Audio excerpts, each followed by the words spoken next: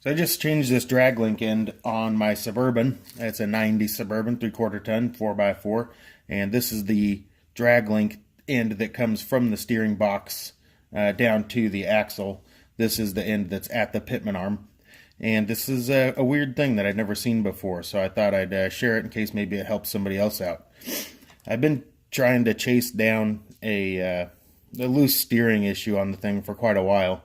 And I replaced lots of stuff. I looked at all my tie rod ends and drag link ends and stuff. I couldn't find any looseness. And then today I was out there more stuff, and I happened to grab the crowbar and pry up against this drag link off the leaf spring. And while the thing seemed tight when I was just doing my normal tests, you know, the old steering back and forth and all that, and just looking for what might be loose on the deal, it didn't appear loose, and right now you can see that it's definitely not floppy loose or anything like that. It's fairly tight in there still. But what I noticed when I was using the crowbar on it was that this ball seems to be spring loaded in this socket, and it's hard to show just how it is just with my hands, because it won't compress that easily. But with the pry bar, it would compress pretty easily. You could see that it was loose. So what I think is happening is that when the steering puts pressure on this end, it's collapsing that spring inside and allowing the ball to drop down into the socket further and allow it to get into an area that actually isn't as tight as it seems. So I'll demonstrate it with my handy dandy C-clamp here, and I'll see if it'll show up on video for us.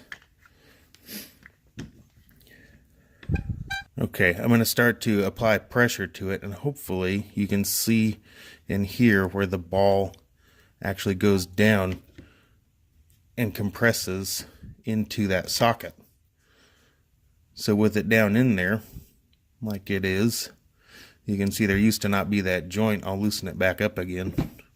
See how it popped back up from that spring-loaded pressure? I'll compress it again, and with it compressed, you can kind of see that it actually will wobble around in there. So while it didn't show any signs of being loose, again with it decompressed, that spring-loaded pressure has enough pressure up against, you know, I guess the bottom side or the top side, depending on how you look at it, the ball into that socket, and it's enough spring pressure to hold it in such a way to where it seems tight. Anyhow, oh boy, thing's fighting me.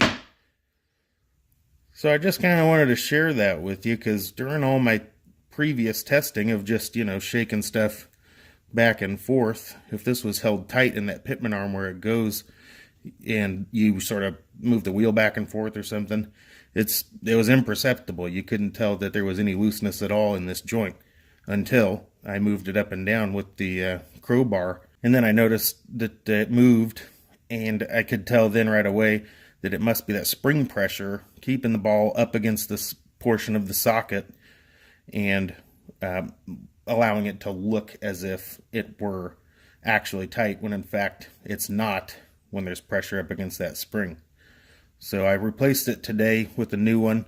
Hopefully the new one will give me the results I'm after, because I've been chasing this for quite some time and haven't been able to come up with a solution until now.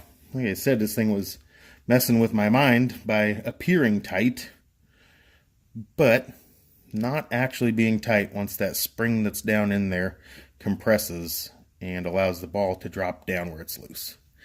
So I just wanted to share that. Hope you liked the video. I hope it helps you.